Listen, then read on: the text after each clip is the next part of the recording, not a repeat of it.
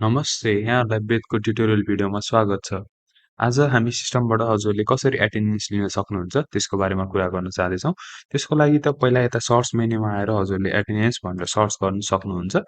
र यसै गरी एटेन्डेन्स सर्च गरिसक्नु भएपछि यहाँनिर फर्स्टमा क्लास एडिटमा आएर क्लास चुज गर्नुपर्ने हुन्छ र सेक्सन चुज गर्नुपर्ने हुन्छ। र यसै गरी आजको डेट अटोमेटिक सिस्टमले नै चुज गरिदिनेछ। र यति गरिसक्नु भएपछि अब क्लासमा यदि स्टुडेन्टहरू प्रेजेन्ट हुनुहुन्छ भने हजुरले यसरी टिक लगाइदिन मिल्यो।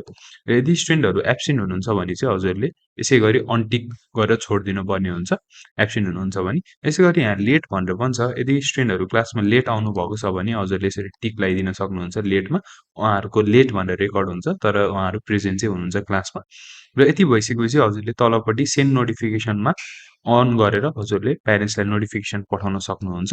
र यति गरेर सबमिट गरिसक्नु भएपछि प्यारेन्ट्सहरूको मोबाइल एपमा नोटिफिकेसन जानेछ। Your child is absent in today's class please send a leave note भनेर जानेछ। यदि एब्सेन्ट हुनुहुन्छ भने उहाँहरूलाई लिभ नोट जानिन्छ प्यारेन्ट्सहरूलाई।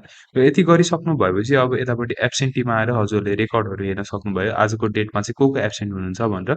हजुरले यहाँनिर यसरी रेकर्डहरू यसरी हेर्न सक्नुहुन्छ। यसलाई प्रिन्ट पनि गर्न सक्नुभयो, डाउनलोड पनि गर्न सक्नुभयो, अथवा एड लिभ नोटमा आएर उहाँहरूको प्यारेन्ट्सले केही लिभ नोटको लागि केही भन्नुभएको छ भने हजुरले यतापट्टि कस्ट डिस्क्रिप्सन र कहिलेदेखि कहिलेसम्मको लागि चाहिँ उहाँहरू लिभमा बस्दै हुनुहुन्छ स्टुडेन्टहरू, यसरी हजुरले यतापट्टि हाल्न मिल्यो। र यसलाई प्रिन्ट पनि गर्न मिल्यो, डाउनलोड पनि गर्न मिल्यो टेनेन्सहरूलाई। र यसै गरी एब्सेन्टी रेन्जमा भने हजुरले रिपोर्टहरू हेर्न मिल्छ, को स्टुडेन्टहरू कति दिन आउनुभयो आउनु भएन। त्यसको लागि अवश्य मलाई जनवरी 1 देखि जनवरी 17 सम्म को स्टुडेन्टहरू प्रेजेन्ट हुनुहुन्न थियो मेरो क्लासमा भन्ने हेर्न पर्यो भने यसरी मैले यहाँनिर लिस्टहरू भेट्नेछु र यसलाई यसरी प्रिन्ट पनि हजुरले गर्न मिल्छ।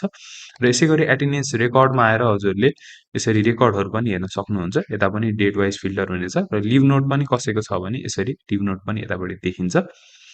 र यति भइसकेपछि अब एटेन्डेन्स हजुरले सिस्टमबाट डाउनलोड पनि गर्न मिल्छ। र सिस्टममा चाहिँ हजुरले दुई प्रकारले एटेन्डेन्सहरू लिन मिल्छ।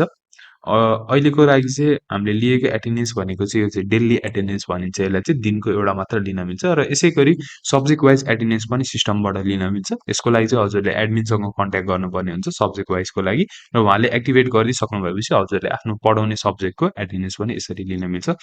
धन्यवाद।